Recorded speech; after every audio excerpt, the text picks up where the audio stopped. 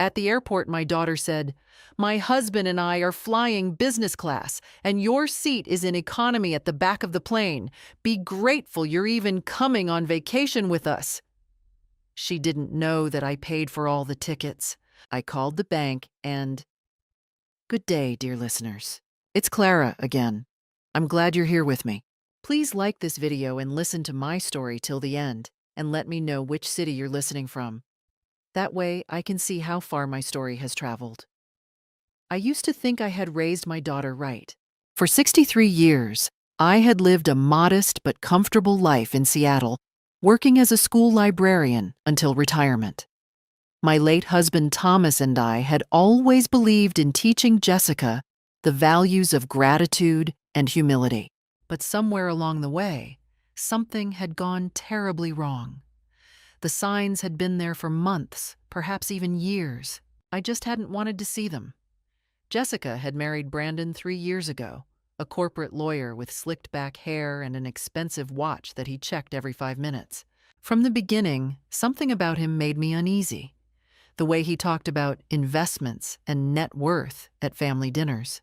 The way Jessica started dressing differently, talking differently, looking at my small 2-bedroom house with barely concealed disdain.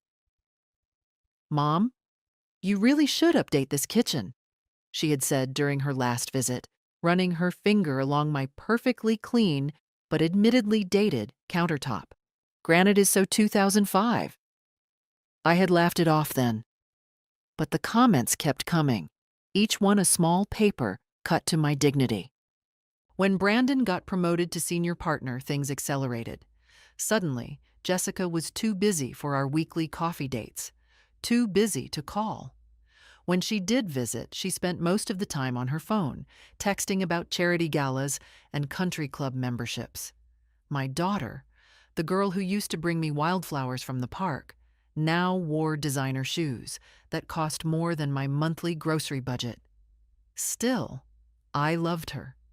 She was my only child, and despite everything, I wanted to be part of her life.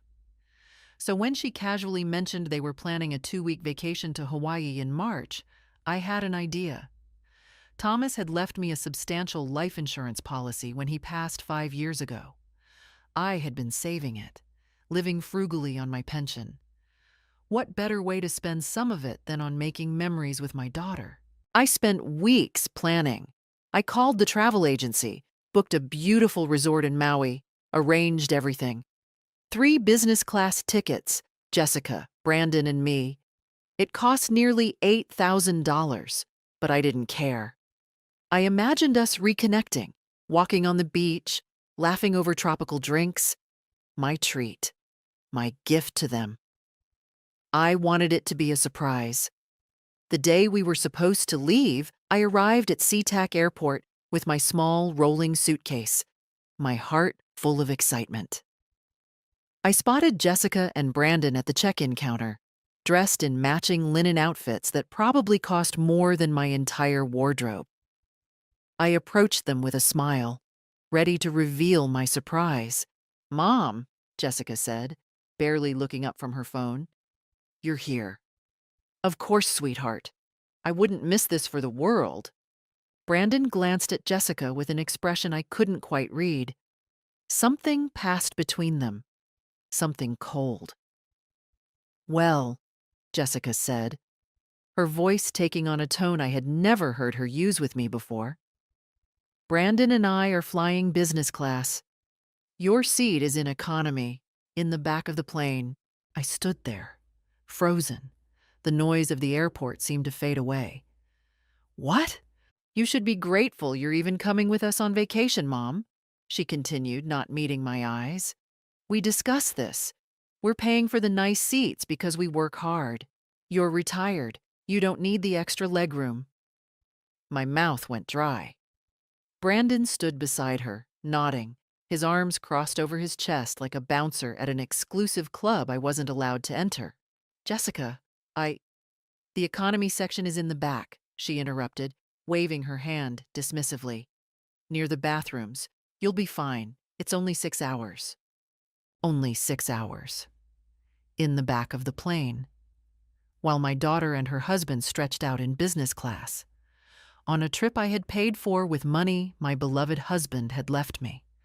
Money I had carefully saved while they spent freely on things they didn't need. They didn't know. They had no idea that every single ticket, every night at the resort, every planned excursion, all of it, was paid for by me. Not by Brandon's fancy salary, not by Jessica's trust fund from her father, by me. By the grandmother they were treating like an inconvenient burden. Something inside me shifted in that moment. Something hard and cold settled into the place where warm maternal love used to live freely. Did they really think I was that pathetic? That desperate for their company? I smiled, a small, careful smile. Of course, I said quietly. Thank you for letting me come along. Jessica finally looked at me then, satisfied, already turning back to her phone. She had won, or so she thought. But as I walked toward the economy check-in line, my hands trembling slightly around the handle of my suitcase, a plan began forming in my mind. A cold, clear plan. They were about to learn a lesson my late husband would have approved of. I sat in seat 43B, wedged between a businessman who smelled like stale coffee and a college student who immediately fell asleep on my shoulder. The engine roar during takeoff matched the roar building in my chest. 6 hours. I had 6 hours to think, to plan, to decide exactly what kind of person I wanted to be after this. Through the gap between seats, I could glimpse the curtains separating business class from economy. Behind that curtain, Jessica and Brandon were probably sipping champagne, reclining in seats that cost me an extra $3,000. Money I had spent believing it would make my daughter happy. Money that had apparently bought me nothing but humiliation. I pulled out my phone before we reached cruising altitude and opened my banking app. The numbers stared back at me, cold and factual. Total trip cost, $14,347.89. Resort for 2 weeks, $8,200. 3 business class tickets, $5,847.89. Rental car, $300. The excursions I had booked, snorkeling, helicopter tour, sunset dinner cruise, another $2,000 that hadn't been charged yet. Thomas had left me $180,000. I had been so careful with it, so frugal.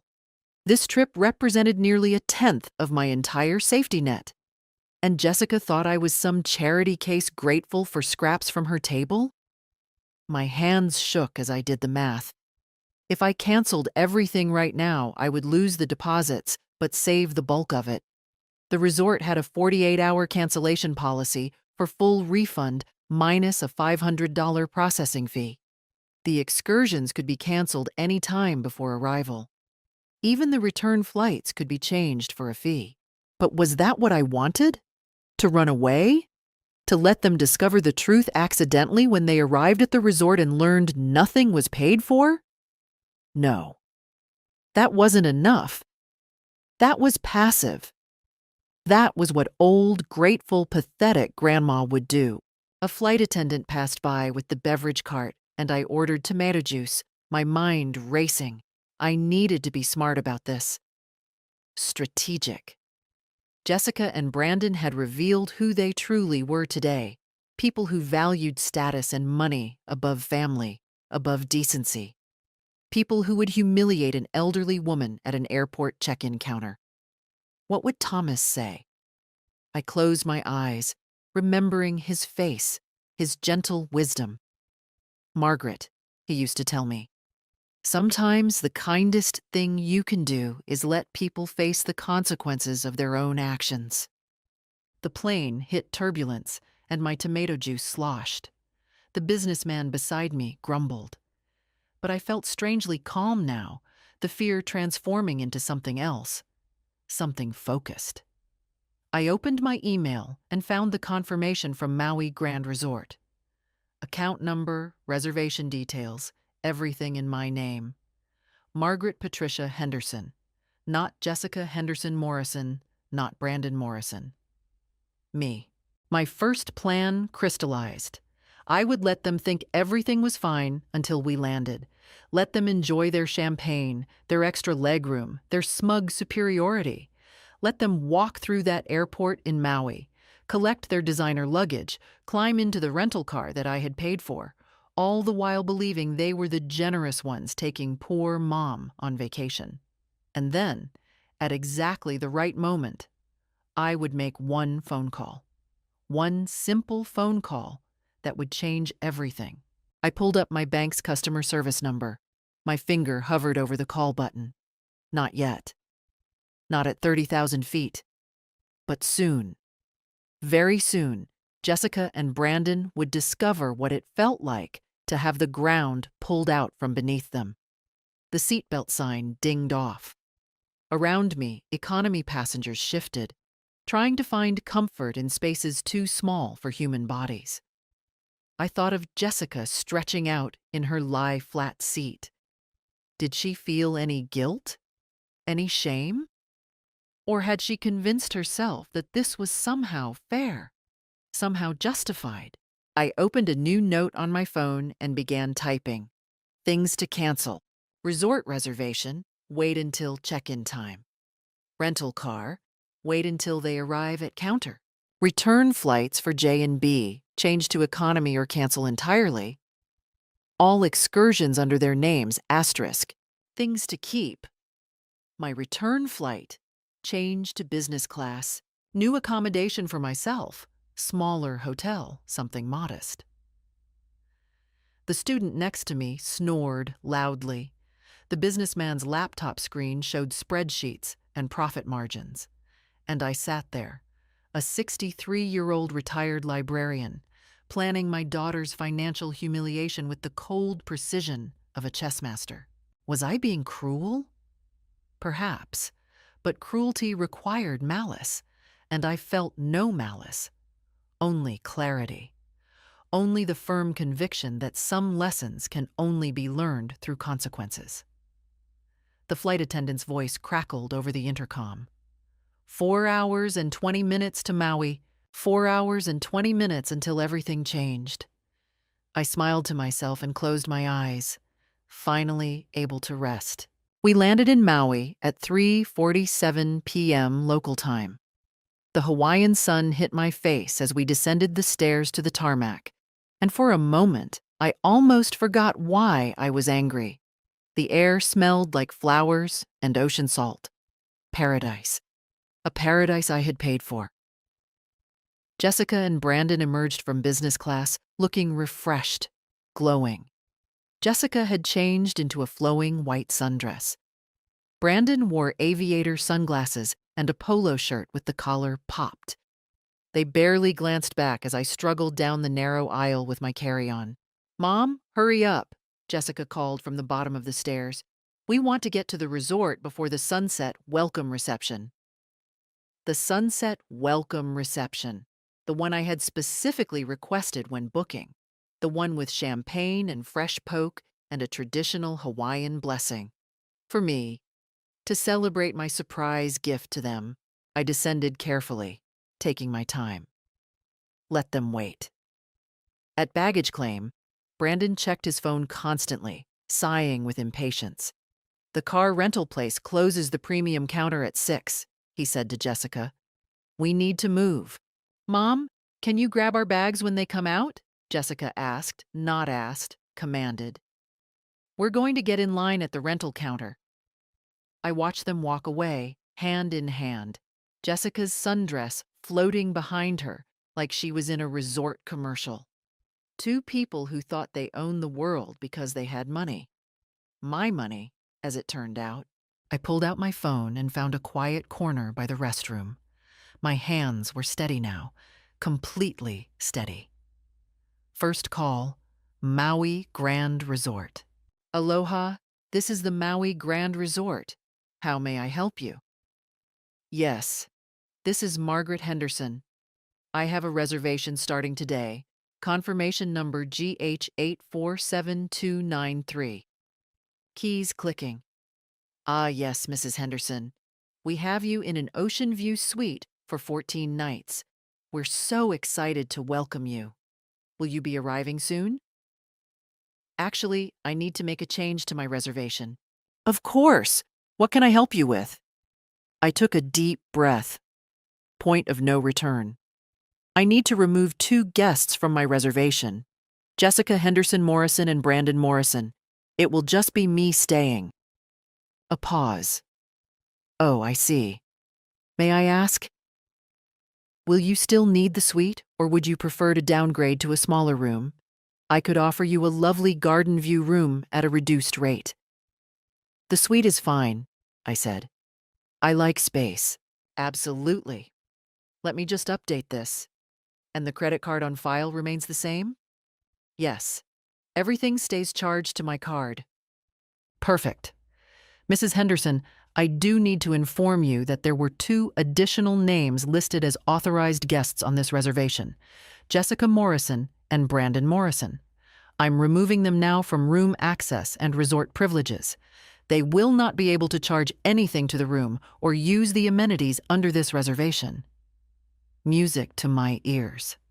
That's correct. Thank you. Is there anything else? Yes. Do you have availability at any other properties? Perhaps something less expensive? I'm asking for someone else. The woman's voice took on a knowing tone. Customer service professionals see everything. We have a sister property about 15 miles north, the Maui Palms Inn. It's a budget-friendly option. 3 stars. Would you like me to check availability? Just out of curiosity, what would 2 weeks cost there? Looking at today's date, approximately $1,400 total. From $8,200 to $1,400. I almost laughed. Thank you. I'll keep that in mind. When I hung up, I saw Jessica and Brandon still in line at the rental car counter, looking annoyed. The line was long, moving slowly. Perfect. Second call. Tropical Rent-A-Car. Aloha, Tropical Rent-A-Car. Hello, I have a reservation under Margaret Henderson. Confirmation TRC 44821. Let me pull that up. Yes, a luxury SUV for 14 days. Are you calling to confirm pickup time? I'm calling to modify the reservation. I need to remove authorized drivers. It should only be me on the contract. No problem at all. Can you give me the names you want removed? Jessica Henderson Morrison and Brandon Morrison. Done. They won't be able to drive the vehicle or pick it up without you present. Will you be arriving today? Within the hour. Perfect. We'll have it ready. I hung up and allowed myself a small smile. Through the crowd, I could see Brandon at the counter now, talking animatedly with the rental agent, his credit card in hand. The agent was shaking her head, typing, frowning. Brandon's posture changed, shoulders tensing, head leaning forward aggressively. Jessica joined him, and I watched as they had an animated conversation with the agent. The agent picked up a phone, made a call, shook her head again. Brandon turned, scanning the baggage claim area, looking for me. Our eyes met across the crowded room. For the first time, I saw uncertainty in his face. Confusion. The beginning of understanding that something wasn't right. I gave him a small wave. Just a tiny, grandmother-like wave. Jessica was on her phone now, pacing, her sundress not flowing quite so gracefully anymore. She looked stressed, angry. My phone buzzed. Text from Jessica. Mom, where are you? There's a problem with the rental car. They said it's only in your name? I typed back slowly, carefully. Yes, sweetheart. I paid for it, so it's in my name. I'm at baggage claim. Take your time. 3 dots appeared, disappeared, appeared again. What do you mean you paid for it? I didn't respond. Instead, I grabbed their designer luggage as it came around the carousel, a matched set of 4 bags, probably costing more than most people's monthly rent. I wheeled them over to where Jessica and Brandon stood, both now staring at their phones with expressions of growing panic. "Here are your bags," I said pleasantly. "Is everything all right?" Jessica's face was flushed. "Mom, what is going on? The rental car people said you're the only authorized driver, and I just tried to confirm our resort reservation, and they said—" She stopped, staring at me. "They said the reservation is only under your name. Just you." Brandon's jaw was clenched. "Margaret, what exactly did you pay for?" I looked at him. Really looked at him. This man who had stood beside my daughter while she humiliated me at the airport. This man who had nodded approvingly while she told me I should be grateful for economy seats. "Everything, Brandon," I said quietly. "I paid for absolutely everything." The color drained from Jessica's face. "What do you mean, everything?" "The flights, the resort, the rental car, the excursions I had planned for us." I kept my voice level, grandmother sweet. I wanted it to be a surprise, a gift, my treat. Brandon's expression shifted from confusion to something harder. "That's not possible. Our flights alone cost $5,847, I finished for him, and 89 cents. Business class for 3. Seattle to Maui. Round trip. Would you like to see the receipt?" Jessica grabbed my arm. Her fingers dug in hard enough to hurt. "Mom, this isn't funny. What are you doing?" "I'm being honest with you, sweetheart. Something you haven't been with me." I gently removed her hand from my arm. "You told me at the airport that I should be grateful you were letting me tag along, that you were paying for the nice seats because you work hard and I'm just retired." "I didn't mean—" Jessica started, but her voice faltered. "You did mean it," I said softly. "You meant every word." And that's when I realized that my surprise gift wasn't such a good idea after all. Brandon stepped closer, and I caught a whiff of his expensive cologne. "Margaret, let's be reasonable here. You've made your point. We were rude, we apologize. Now let's go to the resort and enjoy this vacation together." "I don't think so." His eyes narrowed. "You're seriously going to ruin a family vacation over a misunderstanding?" "There was no misunderstanding, Brandon. I understood perfectly. You both think I'm pathetic, a burden, someone who should be grateful for scraps." I pulled my suitcase closer. "So I've made some changes." "What kind of changes?" Jessica's voice had gone shrill. People were starting to stare. "The resort reservation is now only in my name, just me. You're not registered guests." I paused. "The same with the rental car. I'm the only authorized driver." Brandon's face turned red. "That's insane. You can't just— We're already here. We flew all this way." "Yes, you did. On tickets I purchased. You're welcome, by the way."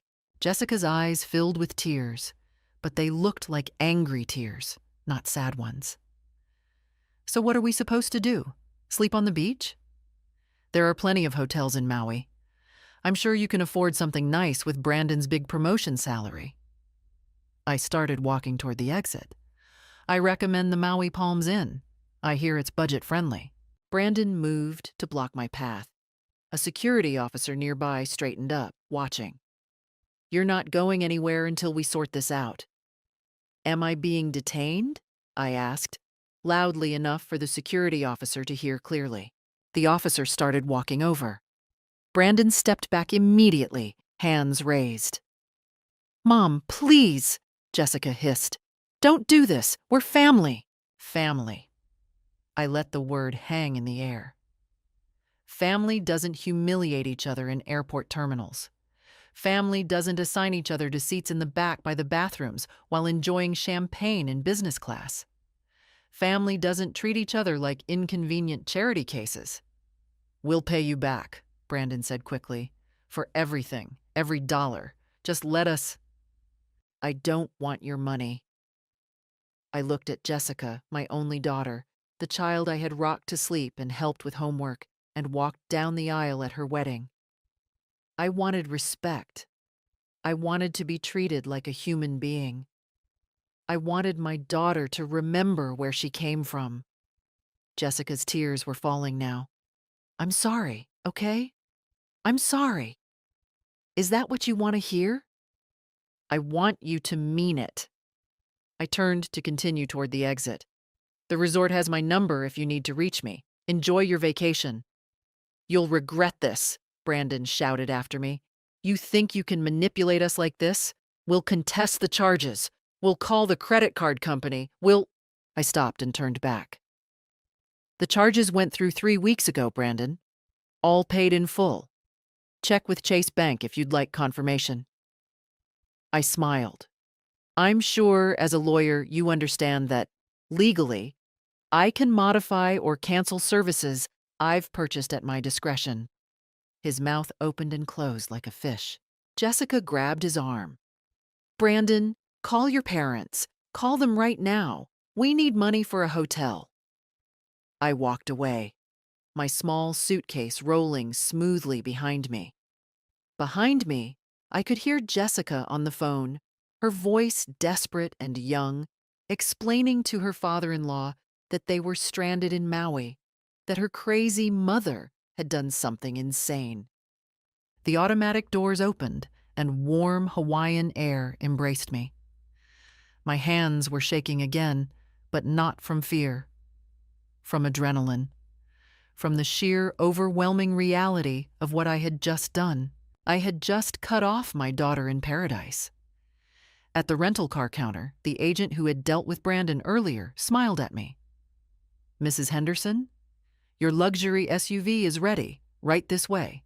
As I drove out of the airport in my comfortable leather seat with the air conditioning on and Hawaiian music on the radio, I saw them in my rearview mirror, Jessica and Brandon on the curb with their designer luggage, looking lost and small and furious.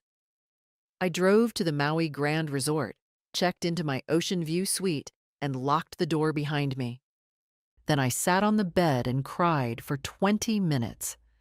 Not because I felt guilty, but because somewhere in the past 3 years I had lost my daughter to greed and status and a man who valued money more than kindness. And getting her back, if that was even possible, would require her to hit bottom first.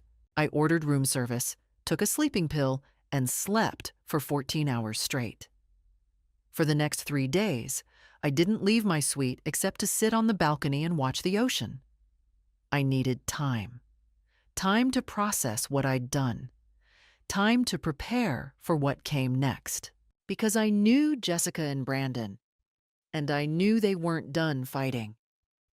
On the 4th morning, there was a knock on my suite door. I was on the balcony, drinking coffee and watching surfers catch waves in the early light. Paradise.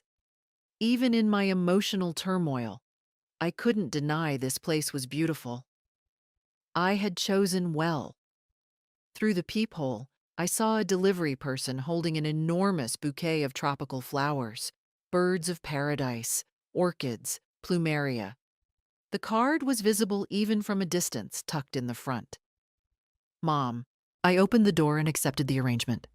It must have cost $300. The delivery man smiled and left. Inside the card, I'm sorry. Please forgive me. Let's start over. Come to dinner tonight? We're staying at the Kapalua Resort. 7 p.m. Your daughter who loves you, Jessica. P.S. Brandon sends his apologies too. Kapalua Resort. I looked it up on my phone. 5-star luxury. Rooms starting at $800 per night. So Brandon's parents had come through with money. Or perhaps they'd maxed out a credit card. Either way, they'd landed on their feet. Part of me, the mother part, the part that had changed Jessica's diapers and nursed her through chickenpox, wanted to say yes. Wanted to believe this was real, that 3 days apart had transformed my daughter back into someone who understood gratitude and humility. But the other part of me, the part that had spent 63 years watching people, knew better. I texted back, "Thank you for the flowers, they're beautiful. I need more time." The response came within seconds. "How much time?" "We're here for 11 more days. Please, Mom, I miss you." I didn't answer. An hour later, another text. "Dinner anywhere you want, your choice." "Please?" Then, "We could do the sunset cruise together, the one you mentioned." Our treat. My treat, actually. I had booked it, but I'd canceled their spots. I texted, "I appreciate the offer. I'm not ready yet." The text stopped. For a while. That afternoon, I went down to the resort pool for the first time. I needed to be around people, around life. I couldn't hide in my suite forever, no matter how comfortable it was. I chose a lounger in the shade and opened the book I'd brought. A thriller about a woman who fakes her own death. Appropriate, perhaps. "Is this seat taken?" I looked up. A woman about my age, maybe slightly older, with silver hair and kind eyes behind tortoiseshell glasses. She wore a simple one-piece swimsuit and had a canvas bag full of books. "It's all yours," I said. "Thanks, I'm Linda, from Portland." She settled in with the ease of someone comfortable in her own skin. "Margaret, Seattle. Beautiful here, isn't it?" She gestured at the ocean view. "I come every year, just me. My husband passed 3 years ago. Hawaii was our special place." Something about her openness invited confession. Maybe it was the gentle voice. Maybe I was just desperate to talk to someone who wasn't Jessica or Brandon. "I'm sorry about your husband," I said. "I lost mine 5 years ago." "It doesn't get easier," Linda said. "Just different." We sat in comfortable silence for a while. Then Linda asked, "Are you here alone?" "It's complicated," I said. And then, to my surprise, I told her everything. The airport humiliation, the payments, the confrontation. All of it spilled out like water from a broken dam.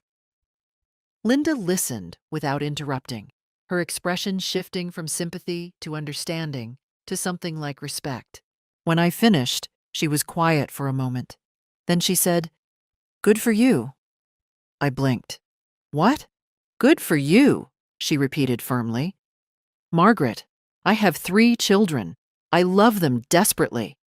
But if any one of them ever spoke to me the way your daughter spoke to you—" She shook her head.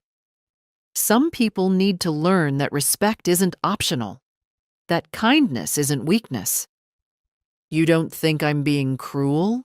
"Cruel would be doing nothing and letting them think that behavior is acceptable. You're teaching her a lesson. The question is, will she learn it?" That evening, my phone rang. Jessica. I let it go to voicemail. Her message. "Mom, please. I know you're angry. I know we hurt you. But shutting us out completely? That's not like you. You're kind. You're forgiving. You're my mother. Please just talk to me." I played the message for Linda over dinner.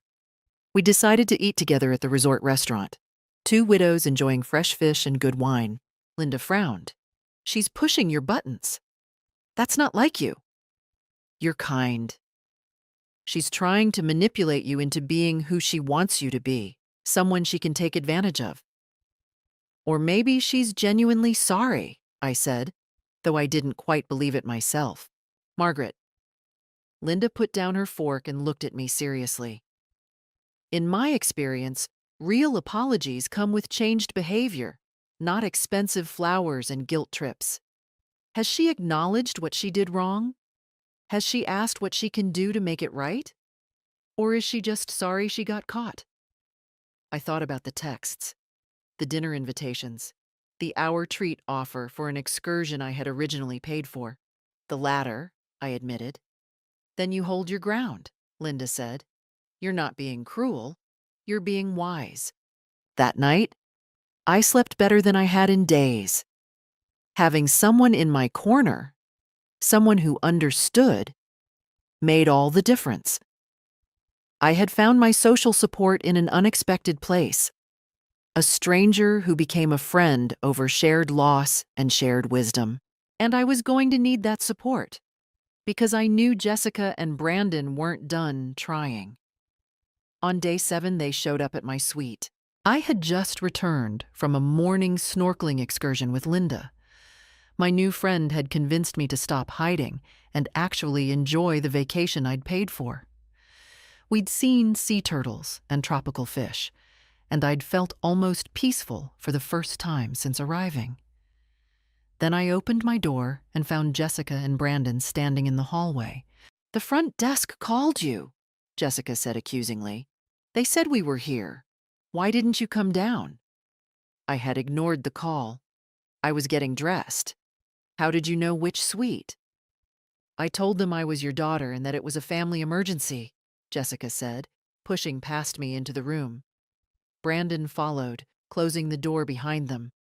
The energy shifted immediately. This wasn't a friendly visit. "Nice place," Brandon said, looking around at the ocean view, the king bed, the sitting area. "Must be expensive." "It is," I said evenly. "Can I help you with something?" Jessica sat on my bed, and put on what I used to call her serious face. The one she'd used when she was 12 and wanted to convince me she needed an expensive dress for the school dance. "Mom, we need to talk about this situation." "What situation?" "This." She gestured vaguely. "Punishment you're inflicting on us." "I'm not punishing anyone. I'm enjoying my vacation." Brandon crossed his arms, positioning himself between me and the door. "Margaret, let's cut the bullshit. You're angry. We get it. You've made your point. But this has gone on long enough."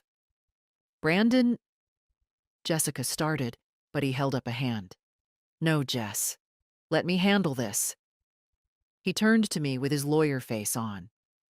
"Here's the reality, Margaret. You're retired. You're living on a fixed income. You just spent nearly $15,000 on a vacation, alone. That's not financially responsible. In fact, it's concerning." My blood went cold. "Excuse me?" "We're worried about you," Jessica chimed in, her voice dripping with false sweetness. "Spending this kind of money, making these impulsive decisions, pushing away your family. These are signs of, well, cognitive decline." I stared at her. My daughter. Suggesting I was losing my mind.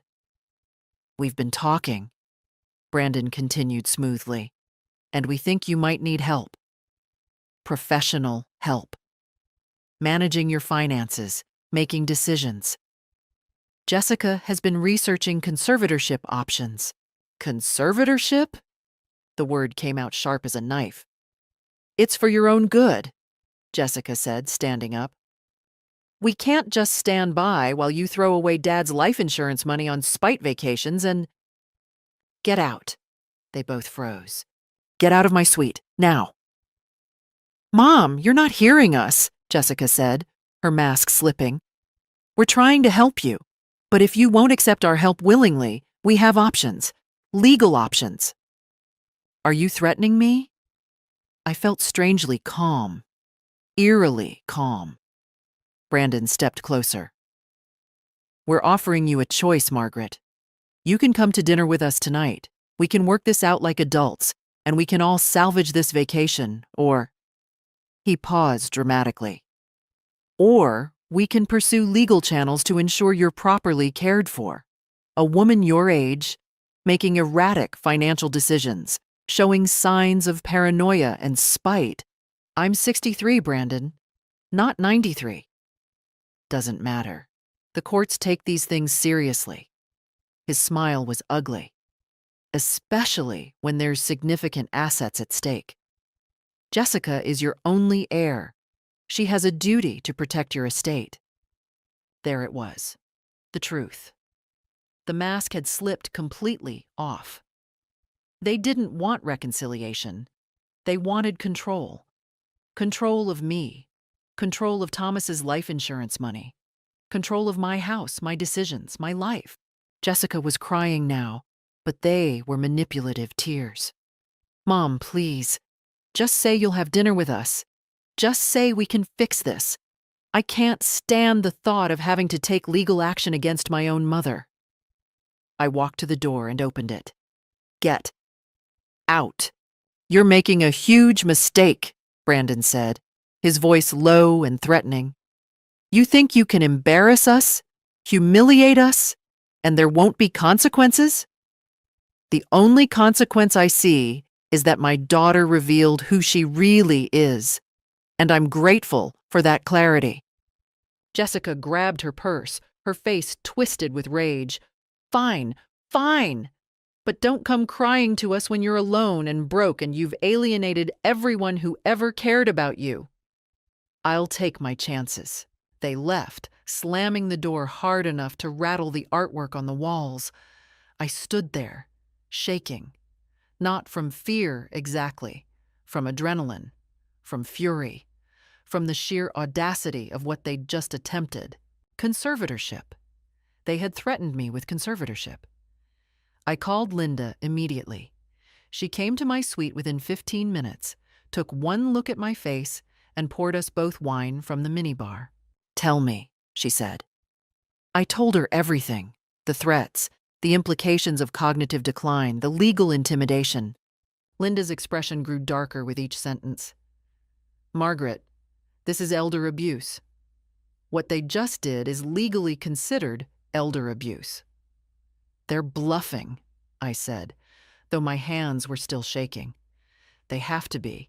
Maybe, but you need to protect yourself. Document everything, every text, every conversation, every threat. I nodded, pulling out my phone. I started a new note. Documentation, Jessica and Brandon Morrison, Day 7, Maui. As I typed out everything that had just happened, I felt my fear transforming into something else. Determination.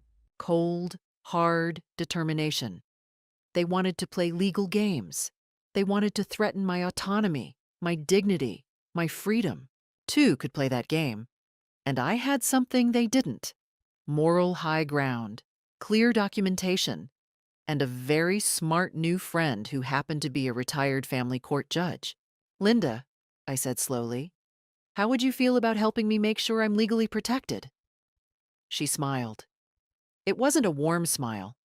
It was the smile of someone who'd spent 30 years protecting vulnerable people from predators. I thought you'd never ask. On day 10, I invited Jessica and Brandon to lunch. The text I sent was simple. Let's talk. Mama's Fish House. 1 p.m. tomorrow. My treat. Jessica's response came within minutes. Thank God. Yes, we'll be there. Linda helped me prepare. We spent the morning going over documents, making sure everything was in order. She'd made some calls to colleagues in Washington State. Just as a precaution, she'd said with that same sharp smile. I dressed carefully, a simple but elegant dress Thomas had bought me years ago. Pearl earrings, my wedding ring. I wanted to look like exactly what I was, a dignified woman who knew her worth. They were already at the restaurant when I arrived, seated at a table with an ocean view. Jessica had clearly dressed for victory, designer sundress, expensive jewelry. Brandon wore slacks and a button-down, his lawyer armor.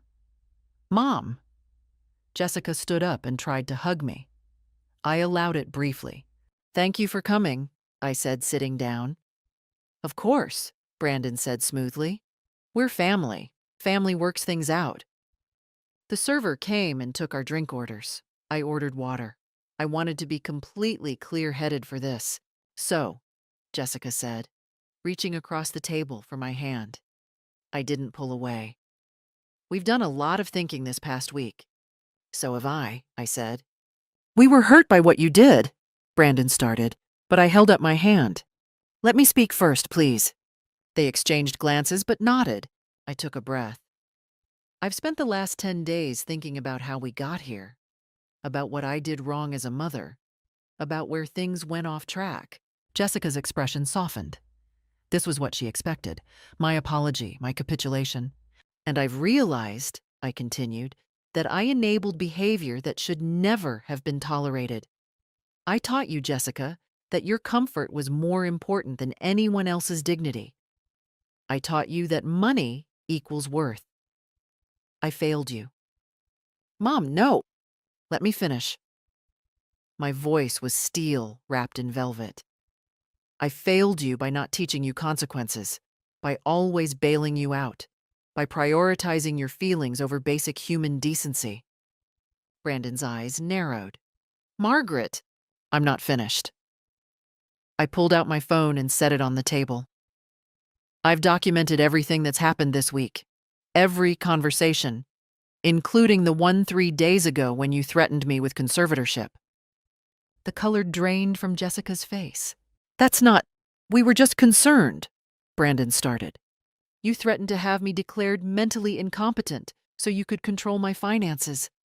That's called elder abuse, Brandon. I'm sure as a lawyer, you're aware of the legal definition. You're twisting our words, Jessica said, her voice rising. We were trying to help you. By suggesting I'm too mentally unstable to manage my own money. By implying you'd seek legal guardianship over me?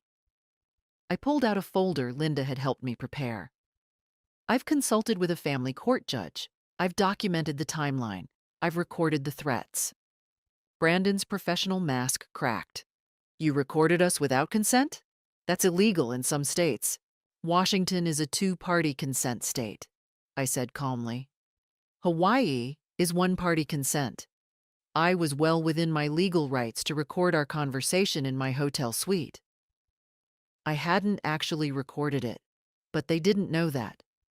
And even without recordings, I have a credible witness who saw you leaving my suite in an agitated state. A witness who happens to be a retired judge. Jessica was crying now, real tears this time, panicked tears. Mom, please, you're blowing this all out of proportion. We said things we didn't mean. We were angry. You were manipulative. You attempted financial coercion, and you revealed that your primary concern isn't my well-being. It's my money. That's not true, Jessica shouted. People at nearby tables turned to look. Isn't it? I kept my voice low, forcing them to lean in. Tell me, Jessica, when was the last time you called me just to ask how I was? Not because you needed something, not because it was a holiday, just because you loved me and wanted to hear my voice. Silence. Tell me when you last visited my house without criticizing something about it. More silence. Tell me one thing, one single thing, you've done in the past year that prioritized my happiness over your own convenience. Jessica's mouth opened and closed. No words came out. Brandon tried a different tack. Look, we all made mistakes here. Let's just move forward. You cancel the documentation, we apologize sincerely. We all go home and forget this happened. No, I said simply. No? His voice was sharp. No, because you haven't learned anything. You're not sorry for what you did. You're sorry you got caught. You're sorry there are consequences. What do you want from us? Jessica demanded. You want us to grovel? Fine. I'm sorry, Mom. I'm so sorry. Is that enough? I want you to understand that love isn't transactional, that respect isn't optional, that family isn't about what you can get from each other. It's about what you give. I stood up, leaving money on the table for the meals we hadn't ordered. When you genuinely understand that, not just say it, but live it, then maybe we can rebuild our relationship. Until then, I think it's best if we maintain distance. You're cutting us off? Brandon stood up too. Completely. I'm protecting myself from people who have proven they'll manipulate and threaten me when they don't get what they want. People who see my generosity as weakness and my love as something to exploit. Jessica grabbed my arm. Mom, you can't do this. I'm your daughter. Your only daughter. I gently removed her hand. And you'll always be my daughter. But that doesn't give you the right to abuse me. We never abused you, she screamed. The entire restaurant had gone quiet now. I looked at her. Really looked at her. My baby girl. The child I had loved more than life itself. And I saw a stranger. A grown woman who had learned all the wrong lessons about what mattered in life. Yes, Jessica, I said quietly. You did. I walked out of Mama's fish house with my head held high, leaving them sitting at that table, finally, facing the consequences of their own actions. Outside, Linda was waiting in the rental car. How did it go? She asked. Perfect, I said. Perfectly awful and perfectly necessary. She squeezed my hand. You did the right thing. I nodded, though my heart was breaking into 1,000 pieces. Sometimes the right thing is also the hardest thing. The rest of the Hawaii trip passed peacefully. Linda and I explored the island together, hiked through bamboo forests, watched sunrise from a volcanic crater, took a sunset cruise where dolphins swam alongside our boat. I did all the excursions I had originally planned, just with better company. Jessica and Brandon sent texts, dozens of them, angry ones, pleading ones, threatening ones again. I forwarded all of them to Linda, who documented everything in a file she called Protection Portfolio. Just in case, she said, people who threaten conservatorship once often try again. On my last day in Maui, I received an email from Brandon's law firm email address, his first mistake. The message demanded I reimburse them for their stranded expenses in Hawaii. Total, $8,347. They gave me 30 days to pay, or they would pursue legal remedies. I forwarded it to Linda. She laughed out loud. He just created a paper trail showing attempted financial coercion of an elder family member from his work email. His firm's ethics board would love to see this. I flew home business class. The flight attendant brought me champagne. I toasted silently to Thomas. 2 weeks later, I received a formal demand letter from an attorney. Not Brandon. He'd hired someone else. Demand for $8,347 plus emotional damages of $25,000. Total, $33,347. I called Linda. They actually did it. Good, she said. Now we respond. The response letter came from Linda's former colleague, a lawyer specializing in elder law. It outlined everything. My generous gift, the airport humiliation, the conservatorship threats, the attempted financial coercion. It concluded with a counterclaim for elder abuse, emotional distress, and harassment. We sent it certified mail. The response came within 48 hours. Jessica, calling at 11 p.m., sobbing. Mom, please make this stop. Brandon's firm is investigating him for the email. He might lose his job. Please just drop everything and we'll drop everything. You wanted legal remedies, Jessica. Now you have them. But Brandon could be disbarred. His whole career could be ruined. He should have thought of that before threatening his mother-in-law from his work email. Mom, I'm begging you. I'll do anything. Anything? Yes, anything. I took a breath. Therapy. You and Brandon. Real family therapy for at least 6 months. And a written apology. A real one. Taking full accountability. No excuses. That's it? That's it. Do those 2 things and I'll drop all counterclaims. And then we can see each other again? After 6 months of therapy, we can revisit that conversation. If your therapist thinks you've done the work. A long pause. Okay, we'll do it. Jessica, I love you. I will always love you. But I will never again allow you to treat me with disrespect. I know, she whispered. I'm sorry. I'm really Truly sorry. For the first time since the airport, I heard something genuine in her voice. Then prove it, I said gently, not with words, with actions. 3 days later, a handwritten letter arrived from Jessica. 3 pages. No excuses. Just accountability, pain, and the beginning of understanding. At the bottom, I've scheduled our first therapy appointment. I'm scared, Mom. Scared of what I've become. Scared I've lost you forever. But I'm willing to do the work. I called Linda. They surrendered completely. How do you feel? Victorious and heartbroken and hopeful. All at once. The letter from Brandon's firm arrived a week later, confirming all claims were dropped. Brandon kept his job, but with a formal reprimand in his file. I didn't gloat. I simply filed the papers away and moved forward. Thomas's life insurance money sat safely in my account. My dignity was intact. My boundaries were clear. The war was over. I had won. Not because I had destroyed them, but because I had refused to be destroyed.